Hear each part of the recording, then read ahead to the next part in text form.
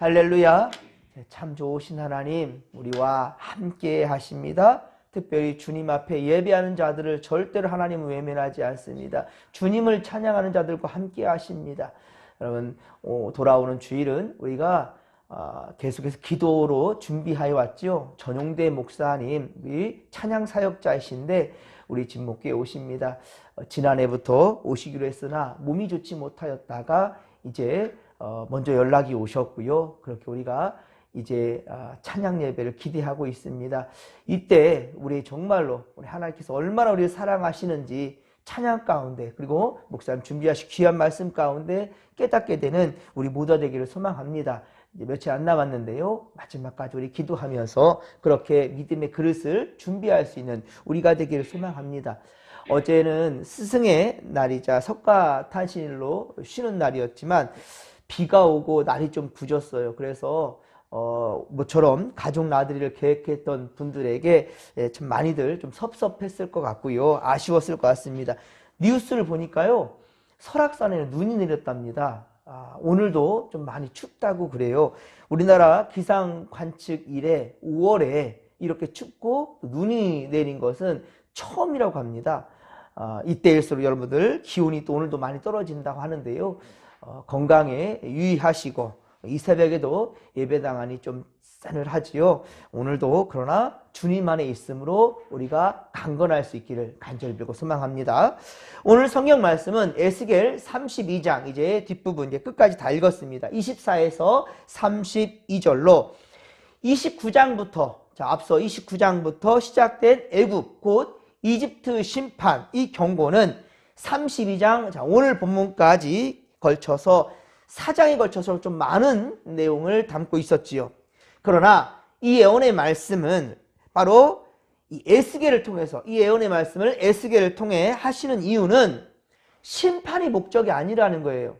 심판이 목적이 아니라 회개와 변화를 원하시는 하나님의 마음이라는 것입니다.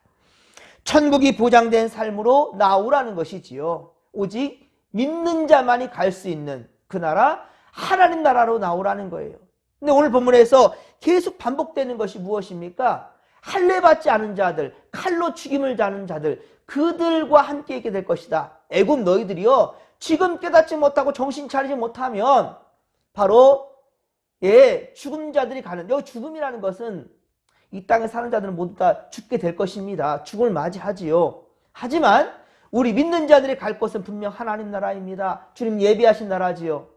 하지만 주 예수 그리스도를 영접하지 않은 그런 자들, 믿음의 삶을 살지 않는 자들, 믿노라 하면서도 세상을 탐했던 사람들 모두 다 지옥 형벌로 떨어지겠다는 거예요.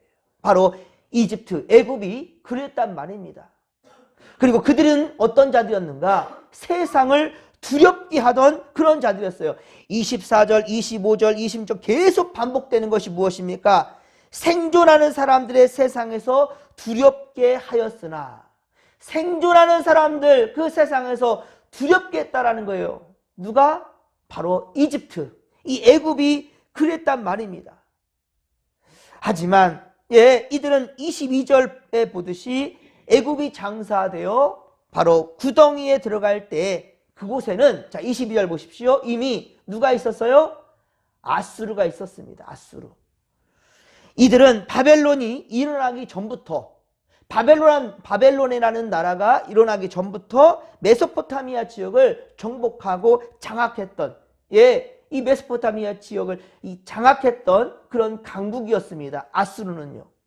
그리고 북이스라엘 멸망시킨 장본인이지요. 아수르가요. 그리고 남유다 예루살렘을 공격할 정도로 큰 힘을 가진 강국입니다. 하지만 아수르는 애굽보다 먼저 망하였습니다.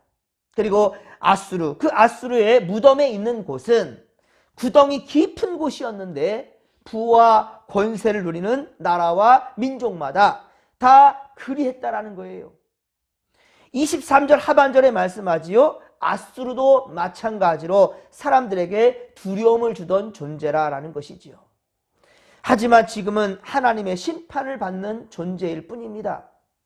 아무리 강국이었으나, 강한 나라였지만, 힘이 센 나라, 세상을 호령하고 세상을 힘들게 했고 두렵게 했던 그런 아수르 그런 강국이었지만은 이제 하나님 앞에 심판받는 자로 있을 뿐이라는 겁니다. 그리고 이제 애굽의 바로가 내려간 구덩이 아래, 이 구덩이 아래는 아수르뿐만 아니라 수많은 나라들이, 애굽을 기다리는 나라들이 있다는 말이에요. 너도 빨리 와라, 이 지옥으로. 너도 심판받는 자리로 우리와 함께 있을 것이다 라고 그들을, 바로 애굽을 기다리는 자들이 그 구덩이 아래에 있단 말입니다. 이곳이 바로 지옥 형벌을 당하는 그 장소라는 거예요. 구체적인 나라들의 이름도 말씀해 주고 있습니다. 예언서입니다. 근데 그 나라까지 분명히 말해주고 있어요. 24절에 엘람이라는 나라요. 26절에 메섹과 두발, 그리고 29절에 에돔 등등의 나라들이 이렇게 애굽이 오기를 기다리고 있단 말입니다.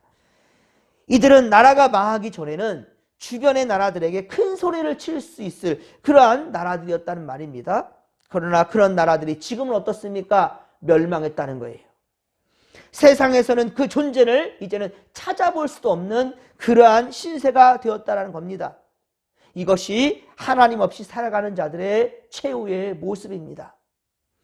그런데 31절에 보십시오. 31절에 애굽이 구덩이로 내려갈 때, 바로 그때 바로는 그곳에서 그 모든 자들을 이제 마주하게 된 거예요. 이 구덩이 아래 지옥에 가게 됐을 때, 죽음을 맞이하는 그 장소에 가보니까 여러 무리들을 보게 되었단 말입니다. 그러면 그때 이집트의 파라오, 이 바로는 어떻다고 얘기합니까? 위로를 받을 것이다 라고 얘기하죠. 무슨 위로를 받을 수 있을까요? 애굽의 바로가 위로를 받을 이유가 무엇일까요? 심판받는 사람이 아이고야, 가보니까, 지옥에 가보니까 나 말고도 많은 자들이 있네. 여러분, 이것이 위로가 될 이유입니까? 나만 지옥 형벌에 간 것이 아니라 너도 갔고 저도 갔고 다 갔네. 이게 위로가 됩니까? 기가 막힌 거죠. 여러분, 하나님 없이 살다가 하나님의 심판을 받는데, 하나님 없이 살다가, 믿음 없이 살다가 심판을 받는 그때 나 말고 다른 사람들도 함께 심판받는 것이 내게 위로가 됩니까? 여러분, 심판받기 때문에 괜찮다라고, 나만 혼나는 것이 아니고 다른 이들도 혼나니까 괜찮다, 이게 맞습니까? 참으로 어리석지요. 참으로 어리석지요. 너도 다른 사람들도 멸망에 이르는 것, 너도 나도 멸망에 이르는 것, 이것이 위로될 것이 아니지요. 이게 좋아할 이유가 아니지요. 우리 집에 흉년이 왔어요. 자, 우리 집에 참 풍년을 바라고 농사를 지었는데 흉년이 와버렸습니다. 그런데 우리 집만 흉년이 아니라 옆집, 앞집, 뒷집 다 흉년이래요. 이게 좋아할 일입니까? 예? 이게 좋아할 일이냐고요. 그런데 애굽의 바로는 지옥불에 가보니까 나만이 아니라 다른 이들도 있네? 그리고 그게 위로가 됐단 말이에요. 위로가. 말도 안 되는 거죠. 남의 불행이 절대로 내 행복이 될 수 없고요. 절대로 내게 유익하지 않다는 겁니다. 같이 죽자는데, 모두 다 같이 망하자는데 그것이 어떻게 위로가 될 수 있겠습니까? 그리고 아무리 과거에 좋고 많은 것들을 누렸다고 해도, 많은 것들을 누리고 떵떵대고 그렇게 살았다고 할지라도 절대로 천국의 삶은 보장되지 않습니다.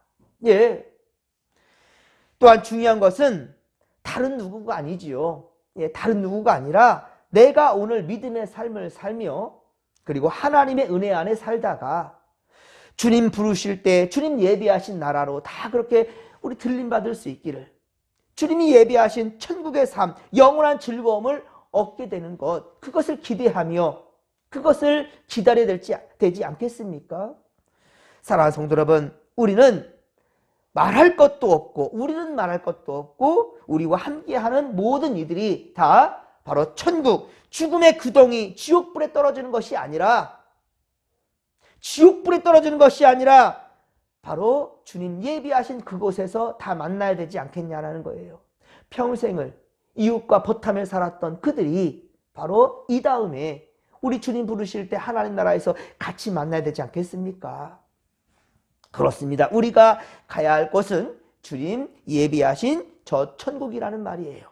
그러기 위해서는 반드시 주 예수 그리스도를 바로 우리의 구주로 영접해야 하며 믿음의 삶을 살아야만 가능합니다. 이 땅에서 얼마나 많은 부를 누리고 살았느냐가 중요한 것이 아니라 이 땅에서 내가 주님 안에 살았는가, 십자가의 흔적, 이 하나님의 말씀을 우리가 가지고 살아가느냐. 예, 내가 하나님의 흔적, 이 말씀, 이 은혜로 살아가고 있는 것이 맞느냐? 이것을 우리가 늘 점검해야 된다는 겁니다. 돈으로도 지식으로도 힘으로도 가지 못하는 주님의 나라입니다. 그러나 우리는 바로 주를 믿는 그 믿음으로 그 나라에 갈 수 있는 겁니다. 오늘도 주님의 가르침 따라 믿음의 삶을 우리 함께 살아가십시다. 주께서 우리와 함께 하실 것입니다. 그 좋으신 주님 의지하며 이 시간도 우리가 주의 이름 부르며 우리 믿음으로 나아가십시다. 주께서 우리와 함께 하실 것입니다. 주여, 주여, 주여.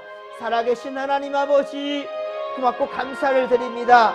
하나님 아버지요, 우리를 많이 사랑해 주시고 오늘도 세상에 유익한 것, 세상의 눈에 보이는 좋은 것들을 탐하며 살아갈 것이 아니라 오직 주님 한 분 우리가 믿으며 우리 안에 살아계시는 성령님과 소통하며 주님께 믿으며 주님께 물으며 아버지 믿음으로 살고자 하는 우리 성도들을 주님께서 기억하시고 아버지요, 세상의 유익에, 세상의 아버지 눈에 보이는 것들에 아버지 유혹에 넘어가지 않도록 도와주시며 우리를 지켜주시옵길 원합니다.